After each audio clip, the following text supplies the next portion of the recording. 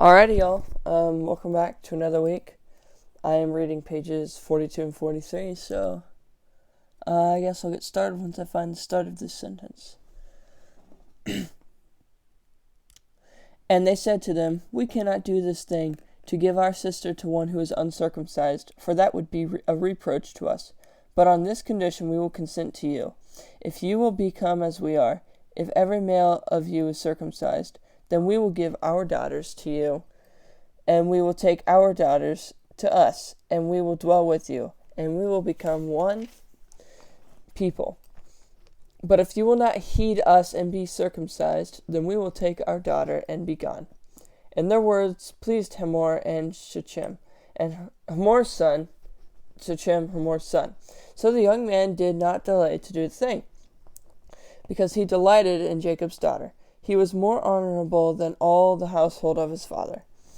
And Hamor and Shechem his son came to the gate of their city, and spoke with the men of their city, saying, "These men are at peace with us. Therefore let them dwell in the land and trade in it.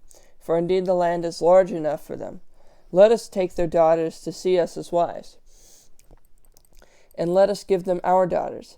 Only on this condition will the men consent to dwell with us, to be one people, if every male among us is circumcised as they are circumcised. Will not their livestock, their property, and every animal of theirs be ours? Only let us consent to them, and they will dwell with us." And all who went out of the gate of his city heeded Hamor and Shechem his son. Every male was circumcised, all who went out of the gate of his city. Now it came to pass on the third day, when they were in pain, that the two sons of Jacob, Simon and Levi, Dinah's brother, each took his sword and came boldly upon the city, and killed all the males. And they killed Hamor and Shechem his son with the edge of the sword, and took Dinah from Shechem's house, and went out. The sons of Jacob came upon the slain, and plundered the city, because their sister had been defiled. They took their sheep, their oxen, and their donkeys, what was in the city and what was in the field, and all their wealth. All their little ones and their wives they took captive, and they plundered even all that was in the houses. Then Jacob said to Simon and Levi, "You have troubled me by making me obnoxious among the inhabitants of the land, among the Canaanites and Perizzites, and since I am few in number, they will gather themselves together against me and kill me.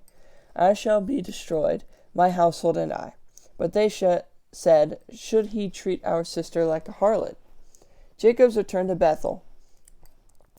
Then God said to Jacob, "Arise, go up to Bethel and dwell there, and make an altar there to God, who appeared to you when you fled from the face of Esau your brother." What's it mean? The foreign gods Jacob referred to were small idols from wood, metal, silver, or gold. An idol could be anything that stands in the way of a personal relationship with the one true God. Genesis 35:2. And Jacob said to his household and to all who are with him, "Put away the foreign gods that are among you, purify yourselves, and change your garments. Then let us arise and go up to Bethel, and I will make an altar there to God, who answered me in the day of my distress, and has been with me in the way which I have gone." So they gave Jacob all the foreign gods which were in their hands, and the earnings which were in their ears. And Jacob hid them under the terebinth tree which was by Shechem. And they journeyed, and the terror of God was upon the cities that were all around them, and they did not pursue the sons of Jacob. So Jacob came to Luz, that is Bethel, which is in the land of Canaan, he and all the people who were with him. And he built an altar there, and called the place El Bethel, because there God appeared to him when he fled from the face of his brother. Now Deborah, Rebekah's nurse, died, and she was buried below Bethel under the terebinth tree. So the name of it was called Alon Bachuth. Then God appeared to Jacob again, when he came from Paddan Aram, and blessed him. And God said to him, "Your name is Jacob. Your name shall not be called Jacob any more, but Israel shall be named." So he called his name Israel. Also God said to him, "I am God Almighty. Be fruitful and multiply. A nation and a company of nations shall proceed from you, and kings shall come from your body. The land which I gave Abraham and Isaac I give to you, and to your descendants after you I give this land." Then God went up from him in the place where he talked with him. So Jacob set up a pillar in the place where he talked with him, a pillar of stone, and he poured a drink offering on it, and he poured oil on it. And Jacob called the name of the place where God spoke with him called the name of the place where God spoke with him Bethel. Death of Rachel. Then they journeyed from Bethel, and when there was but a little distance to go to Ephrath, Rachel labored in childbirth, and she had hard labor. Now it came to pass, when she was in hard labor, that the midwife said to her, "Do not fear, you will have this son also." And so it was, as her soul was departing, for she died, that she called his name Ben-Oni, but his father called him Benjamin. So Rachel died, and was buried on the way to Ephrath, that is Bethlehem, and Jacob set a pillar on her grave, which is the pillar of Rachel's grave to this day. Then Israel journeyed and pitched his tent beyond the tower of Eder. And it happened, when Israel dwelt in that land, that Reuben went and lay with Bilhah, his father's concubine, and Israel heard about it. Jacob's 12 sons. Now the sons of Jacob were 12.